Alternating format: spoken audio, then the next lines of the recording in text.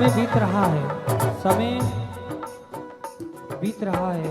एक सप्ताह बीता, एक माह बीता, 3 माह बीते। वो निरंतर ओम नमः शिवाय का जप कर रही है अपने गुरु के कहने पर। जिस प्रकार हम भी कई बार अपने गुरु के कहने को मानकर निरंतर जप करते हैं, तप करते हैं, तो वह भी बेचारी शंकर के दर्शन के लिए उस गुरु का जपन कर, मंत्र जो गुरु ने दिया उसका जपन कर रही है। वर्ष बीता, 2 वर्ष बीता, 10 वर्ष बीता, उसने आंख नहीं खोली। उसकी ध्वनि इतनी आक्रोशित हो गई, इतनी क्रोधित हो गई, उसकी ध्वनि ने पूरे ब्रह्मांड में हाहाकार मचा दिया। क्योंकि उसकी ध्वनि वो अवश्य जप रही थी, लेकिन हृदय में उसकी धैर्यता का बाण टूट रहा था। क्रोध उसकी वाणी में आ रहा था और उसकी वाणी इस ब्रह्मांड में जा रही थी। और जब क्रोध वशीभूत वाणी, हम बार बार कहते हैं कि जब आप क्रोध में रहो ना तो किसी को कुछ मत कहो, बुरा मत कहो। आपका क्रोध में कहना उस व्यक्ति को लग जाता है और उसकी परिस्थितियां बिगड़ जाती हैं। इसलिए हम बार बार कहते हैं कि जब ज्यादा प्रसन्न हो, खूब ज्यादा मन प्रसन्न हो गया, तो किसी को वचन मत दो।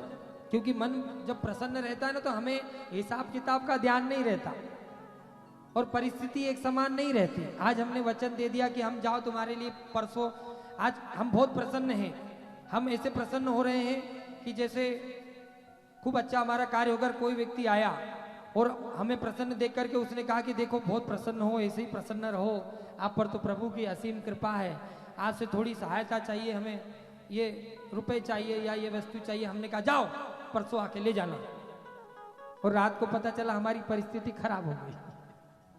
अब परसों वो तो चला आया और हम नहीं कर पाए, हम उसे कह करके मना कर गए, तो हमें दोष लगता है। क्या लगता है?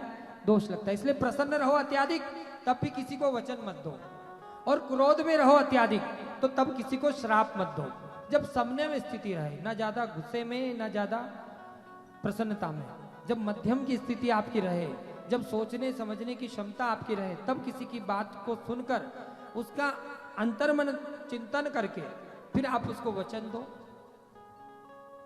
जब आप उसको स्पष्ट वचन दोगे ना, तो आपको लगता है कि अगर हम उसको टालेंगे नहीं, मना कर देंगे सीधे, तो व्यक्ति टूट जाएगा। नहीं, आप नहीं कर सकते हो ना, आप स्पष्ट कह दो, वो व्यक्ति आपसे टूटेगा नहीं और गहरा जुड़ जाएगा।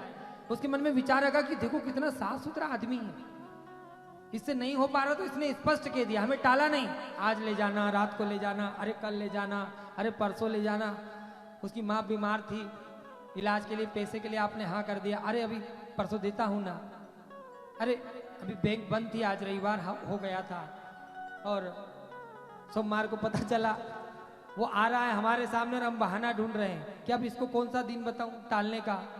और वो आया जैसे ही हम कहते हैं अरे तुम एक काम करना, परसों पक्का ले जाना, और वो कह रहा अब जरूरत नहीं है, मेरी माँ मर गई, मेरी माँ मर गई, जिस माँ के इलाज के लिए मैं तुमसे रुपया मांग रहा था ना, आवश्यकता नहीं है। बस दुख इस बात का रहेगा कि मैं तुम्हारी बात को मानकर तुम पर आश्रित रहा।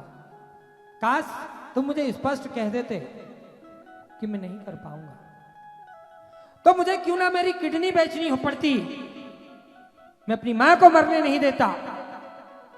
मैं दोष भले ही तुम्हें ना दूं, लेकिन तुम्हारे वचन तुम्हें अवश्य श्रापित करेंगे। हमारे वचन ही हमें श्राप देते हैं, कोई और नहीं। हमारी वाणी ही हमें श्रापित करती है।